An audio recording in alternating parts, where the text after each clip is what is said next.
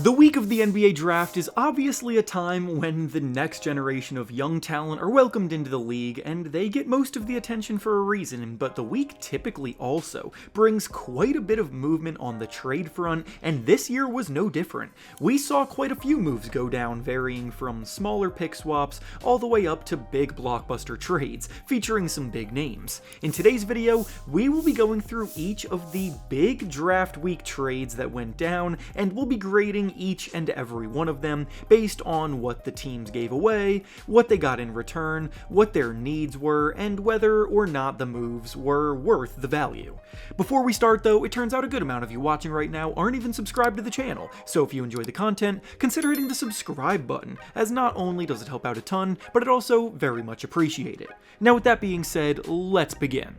The first draft week trade we'll be reviewing was between the Houston Rockets and the Phoenix Suns, where the Rockets received Kevin Durant in exchange for Jalen Green, Dillon Brooks, the 10th pick in this year's draft, and 5 second-round picks, and the grades here are an A+ for the Rockets and a B for the Suns. If you've watched my videos consistently throughout the playoffs and the offseason so far, you probably remember hearing me beg the Rockets to get serious about finding a real number one option on offense, because this is a loaded squad with capable two-way pieces at every position, but the reason nobody ended up taking them seriously in the playoffs, and the reason why they were sent home in the first round despite being the 2 seed, is because they had nobody who could really lead their offense when the going got tough. I'd say Kevin Durant, one of the greatest scorers of the history of the game, counts as one of the guys capable of doing that. I loved to see the aggression from the Rockets front office, and in this case,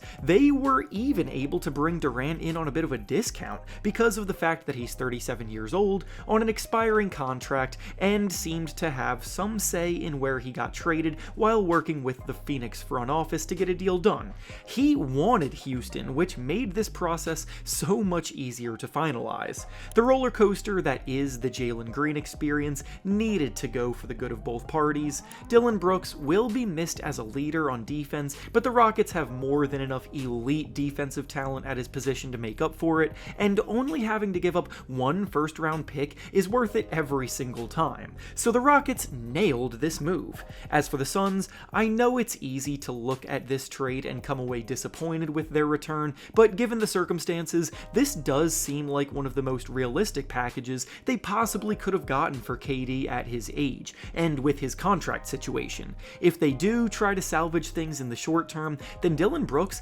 is a top-tier tone setter on the defensive end, which the Suns were in desperate need of, having just been the 4th worst defensive team in the league this past year. Jalen Green may not be good enough to be a team's number 1 scoring option, but he can still be an explosive scoring talent in general, and at just 23 years old, is absolutely worth taking a swing on. Plus, if the Suns do end up blowing things up and rebuilding, he still fits that timeline too. Ideally, they would have gotten better draft compensation than just a single first-round pick after seeing how many picks get moved in most modern-day star player trades, but given the circumstances, I still think they did alright here. The next trade we'll be reviewing from the week was between the Boston Celtics and the Portland Trail Blazers, where the Celtics received Anthony Simons and 2 second-round picks in exchange for Jrue Holiday, and the grades here are an A- for the Celtics and a C for the Trail Blazers. The Celtics entered the offseason expected to dump salary,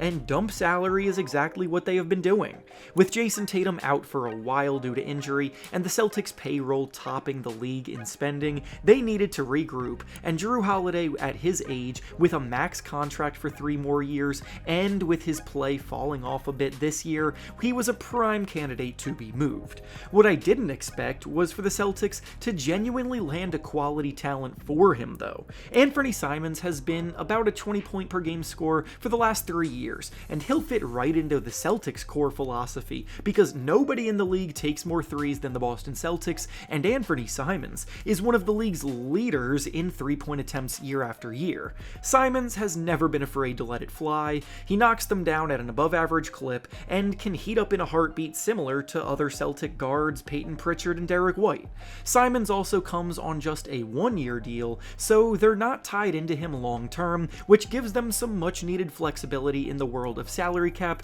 giving them the option to re-sign him if things go well, or otherwise freeing up money to spend elsewhere if not, and in a quick rebuild year like this, is going to be, for Boston, that's best-case scenario. I will say, a little bit surprising that Boston went out of their way to acquire a player like Simons who is this much of a defensive liability, because they pride themselves on having stout defenders throughout their entire rotation. But again, they're not locked into Simons long term. As for the Trailblazers side of things, this isn't great. We'll start with the fact that Jrue Holiday, according to reports, is pissed that he got traded there and is not happy being in Portland whatsoever, but this move also sends mixed signals. Do they think they're close to breaking through to making the playoffs? In a loaded Western Conference, that's a pretty tall task for a young team like this, and if that's not the goal, then Holiday's max contract taking up a lot of space to take minutes away from their young guards and serve as a mentor for them. They could look to reroute him in another trade, similar to what they did exactly that when they originally traded him to Boston after having been sent there from Milwaukee, but we'll just have to wait and see about that. The next trade we'll be reviewing from this week was between the New Orleans Pelicans and the Washington Wizards, where the Pelicans received Jordan Poole, Saddiq Bey, and a second-round pick in exchange for CJ McCollum, Kelly Olynyk, and a second-round pick, and the grades here are a B+ for the Wizards and a B- for the Pelicans. The Wizards have actually begun to put together a crop of young talent that play hungry on both ends of the floor, and you can feel the culture shifting a little bit after a few years of lowly play, and the fact that the team is also prioritizing getting the proper mentorship and veteran leadership in the locker room will definitely go a long way for them. The team already has Marcus Smart and Chris Middleton to provide a steady veteran presence, but CJ McCollum will add another experienced and proven leader to the group, while also still being a guy able to put up a relatively efficient 20 points on any given night. And after having drafted Trey Johnson in the lottery, and with players like Bub Carrington, Keyshawn George, and AJ Johnson all coming along in the backcourt, McCollum's minutes may not be as consistent as they have been in the past, but his presence as a shot creator will be welcomed on a team that just had the worst ranked offense in the league this season. As for the Pelicans, they're a group that I'm not quite seeing the vision with after this. A backcourt of DeJounte Murray and Jordan Poole is way too out of control paired together, and to then draft Jeremiah Fears in the lottery a few days after making this trade is sending themselves down two separate timelines.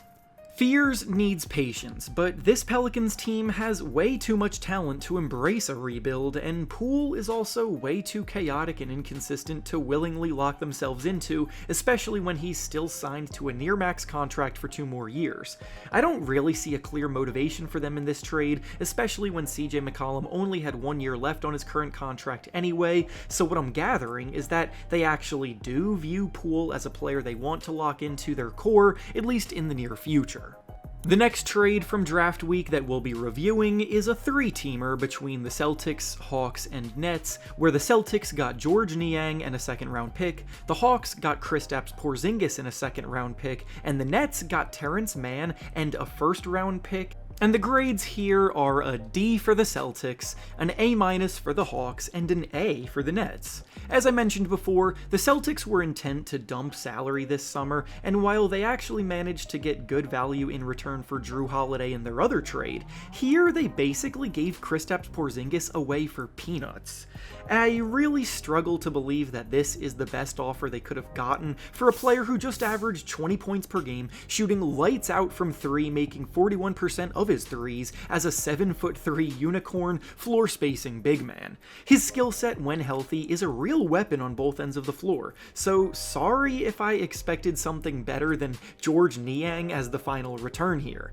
Even with Porzingis being on an expiring contract, they should have at least been able to get some sort of usable asset, whether it be a first-round pick or at least a quality role player, but maybe that means they know that the illness Porzingis was dealing with in the playoffs is a bit more more severe than initially let on, and it could affect his play moving forward. I'm not here to speculate on specifics, all I'm saying is that things aren't really adding up for Boston in this trade. As for the Hawks, even if Porzingis and his health concerns are a bit worse than advertised, this is still a swing they should take every single time, because the chance of him returning to form is worth giving up a late first-round pick. And Porzingis paired with the elite playmaking skills of Trae Young is a match made in heaven. The pick-and-pop game is going to be even tougher to stop when you have to be wary of Porzingis from 25 feet away, and with Trae's elite ability to maneuver to his spots off the dribble or find the open man with a pass, and there's going to be a lot of open shots coming for both of them.